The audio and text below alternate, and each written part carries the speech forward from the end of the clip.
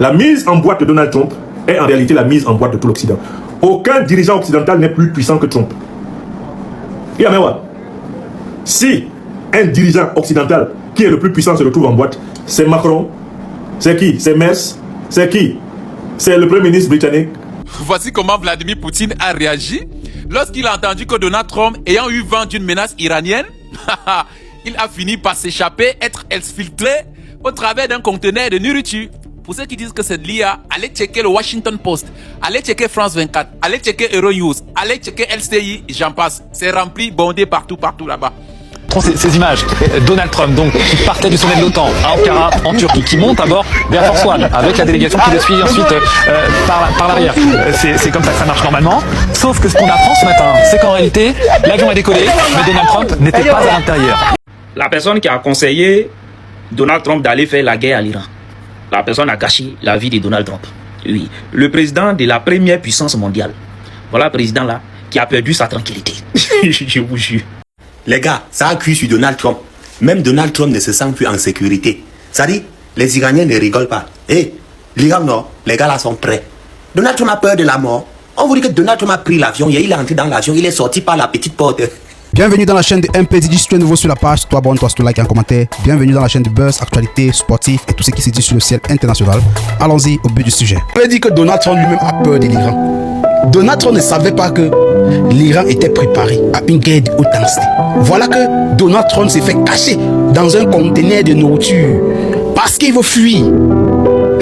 Donald Trump a peur. Madame, mesdemoiselles et messieurs, les États-Unis c'était à l'époque. Oui, les États-Unis c'était à l'époque. Aujourd'hui là, nous sommes au 21e siècle. Tout est possible. Donc les présidents africains, copiez les exemples. Tout ce que je peux dire, de notifier nos présidents africains. Regardez comment l'Iran propose une défense et propose une menace au président qui fait peur, à qui fait peur au monde. Demande que ils veulent assassiner Donald Trump. Donald Trump se retrouve dans un conteneur de nourriture parce qu'il est en train de fuir.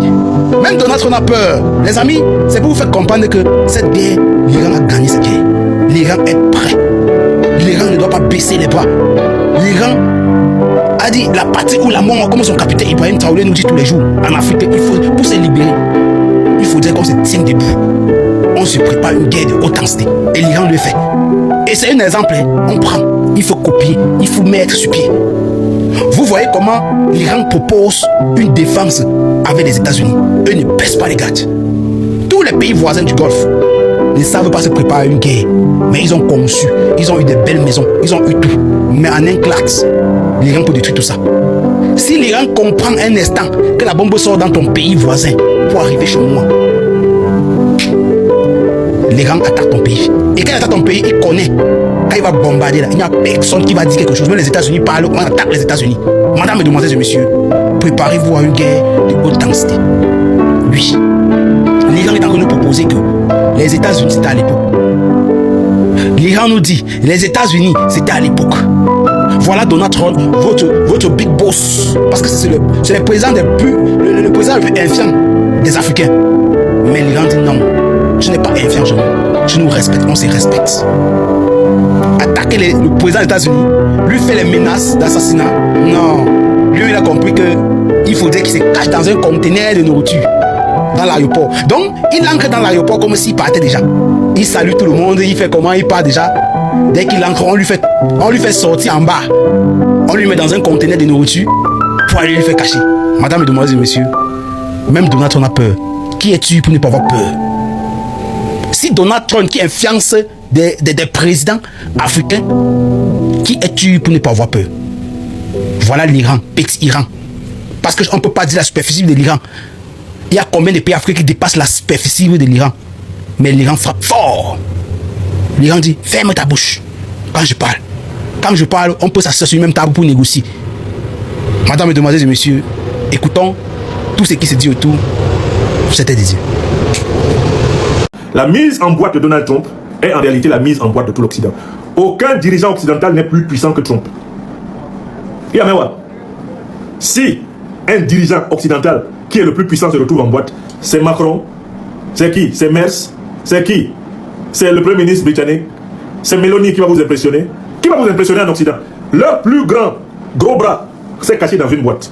C'est fini. Donald Trump dans une cage. Ne dites plus jamais dans un conteneur. Parce que le conteneur, c'est un espace à peu près grand comme celui d'une petite chambre. Non, c'est pas ça. Ils ont essayé d'inventer la théorie du conteneur pour essayer de sauver ce qui reste de l'honneur de leurs dirigeants. Non, il n'était pas dans un conteneur. The man in the box, c'est son nouveau nom. L'homme dans la boîte. C'est ça Donald Trump. Chaque fois qu'on va parler de lui, maintenant dans nos médias en Afrique, je vous propose de l'appeler l'homme dans la boîte. The man in the box. L'homme dans la boîte. Cette boîte dans laquelle Trump est entré, en se mélangeant avec le macaroni, la sardine, en se mélangeant avec les bouteilles, les petites bouteilles de vin rouge, de vin blanc, en se mélangeant avec le riz, c'est l'humiliation symbolique, c'est le rapetissement, le raplatissement de l'orgueil de l'Occident. C'est terminé. Ce sont des signes qui nous sont envoyés par la justice cosmique. Ils ont fini dans une boîte. Ils ont fini dans un trou.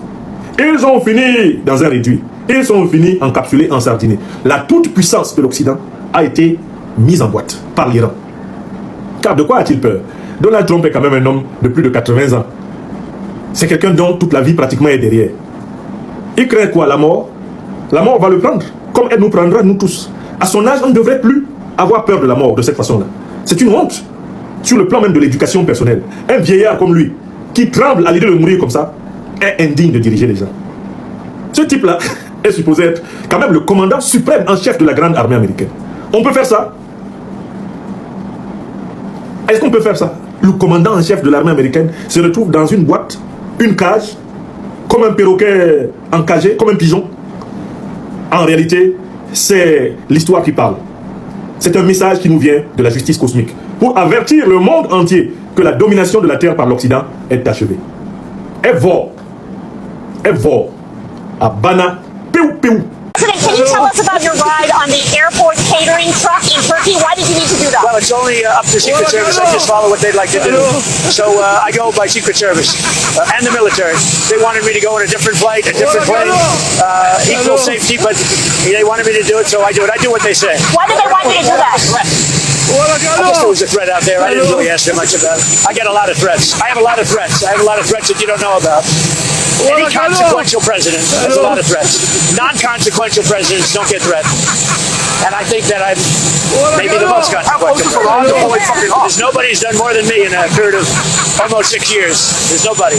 Were you worried about a shoulder-fired missile? I don't worry about anything, to be honest. Whatever it is, you know my attitude, whatever. Les gars, ça a cuit sur Donald Trump. Même Donald Trump ne se sent plus en sécurité. Ça dit, les Iraniens ne rigolent pas. Eh, l'Iran, non, les gars là sont prêts. Donald Trump a peur de la mort. On vous dit que Donald Trump a pris l'avion, il est entré dans l'avion, il est sorti par la petite porte. Tellement il a peur des Iraniens, il est entré dans l'avion, il allait sortir par la petite porte, aller entrer dans la voiture qui livre la nourriture, la bouffe, les gars. Il allait se cacher là-bas dedans, un président. C'est-à-dire, le président le plus influent du monde se cache dans la voiture qui livre la bouffe. Iran, qui es-tu? Donc, l'Iran fait peur à Donald Trump. L'un des présidents les plus puissants au monde. Les gars, on dit qu'il est sorti par la petite porte de l'avion, aller se cacher dans la voiture qui livre la bouffe, les gars. Donc, quand on dit que les riches ont peur de la mort, là, c'est vrai. Un riche a peur de la mort. Hein. Le pauvre même n'a pas peur de la mort. Quand quelqu'un a l'argent, il a peur de mourir. Tellement la vie est sucrée. Voici comment Vladimir Poutine a réagi lorsqu'il a entendu que Donald Trump, ayant eu vent d'une menace iranienne, il a fini par s'échapper, être exfiltré au travers d'un conteneur de nourriture. Pour ceux qui disent que c'est de l'IA, allez checker le Washington Post, allez checker France 24, allez checker Euronews, allez checker LCI, j'en passe. C'est rempli, bondé partout là-bas. Ah oui, ça fait rire, mesdames et messieurs, mais c'est la réalité. Et ça fait beaucoup rire Vladimir Poutine, qui lui n'a jamais connu des scénarios pareils. Alors, mesdames et messieurs, je voudrais préciser un fait très important. Pour ceux qui ont pris au sérieux le pacte de défense mutuelle Turquie, Arabie Saoudite et Pakistan, pourquoi je fais un lien avec cette information? L'Iran était prêt à frapper Donald Trump sur le sol turc au point où ils étaient obligés de l'exfiltrer par des moyens expéditifs. Est-ce que vous voyez?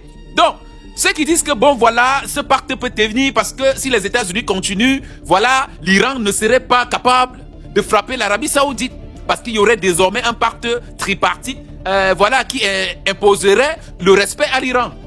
Mesdames et messieurs, est-ce que vous avez pensé? Si l'Iran était capable de mettre un plan sur pied pour frapper Donald Trump sur le sol turc, imaginez-vous, l'Iran n'a peur de personne, mesdames et messieurs. L'Iran ne craint personne, que ce soit le Pakistan qui est nucléaire, et les doutes même qui se font de plus en plus grandissants aujourd'hui pour savoir si l'Iran est nucléaire ou pas. Je peux dire que ces confirmations sur la nucléarisation ou l'arme atomique de l'Iran peuvent être vraies à 98%. L'Iran n'a peur de personne. Et si Donald Trump s'entêtait pour rester en Turquie, on n'allait pas lui dire. Donc voilà donc comment Vladimir Poutine réagit lorsqu'il entend ça. Ça fait évidemment rire. Mais c'est ça qu'on appelle démasquer le mythe de la première puissance mondiale. Oui, Donald Trump a aussi peur. La personne qui a conseillé Donald Trump d'aller faire la guerre à l'Iran, la personne a gâché la vie de Donald Trump. Oui, le président de la première puissance mondiale. Voilà le président là qui a perdu sa tranquillité. Je vous jure. Il court en l'air, on le poursuit. Qui te poursuit? Dendio, tu n'es pas un enfant. Non, non, l'Iran. On peut traumatiser le président des gens comme ça. Donald Trump a dit, même dans sa zone de confort, le vieux ne se sent plus en sécurité. On peut faire ça. Tu montes dans l'avion, tu sors de l'autre côté. Et tu sors dans quoi? Dans un conteneur à nourriture. Conteneur à nourriture. Et on lui demande pourquoi il a fait ça. Il dit non, les gens qui se moquent de lui, là, lui, ils s'en foutent. Hein. Lui, c'est sa sécurité qui l'inquiète. Famille, le président américain ne se sent plus en sécurité. Qu'est-ce qui arrive à Donald Trump? Qui cherche Donald Trump? Qui est en train de pourchasser le président américain? C'est dans cette vidéo que vous allez tout comprendre. Ah, donc le président américain aussi a peur. En tout cas, la personne qui a dit que Donald Trump n'a qu'à aller provoquer l'Iran. Non, l'Iran est en train de faire vivre l'enfer au président américain Donald Trump. Est-ce que vous savez ce qui s'est passé? Le président américain se fait exfiltrer dans son avion, c'est-à-dire l'un des avions les plus sécurisés au monde. Donald Trump ne se sent plus en sécurité dans cet appareil-là. Depuis Turquie, ou bien il ne sait pas c'est où là, Donald Trump devrait rejoindre en tout cas les États-Unis. Donald Trump monte dans l'avion devant tout le monde. Mais Donald Trump n'est pas dans l'avion là. Non, Donald Trump est sorti de l'autre côté de l'avion, exfiltré dans un cargo de repas. Un président qui accepte de rentrer dans un cargo là où on met les nourritures là. Je ne sais pas, il s'est couché ou comment il est rentré, mais en tout cas, Donald Trump est rentré dans le cargo de repas là. Et il a pris autre avion.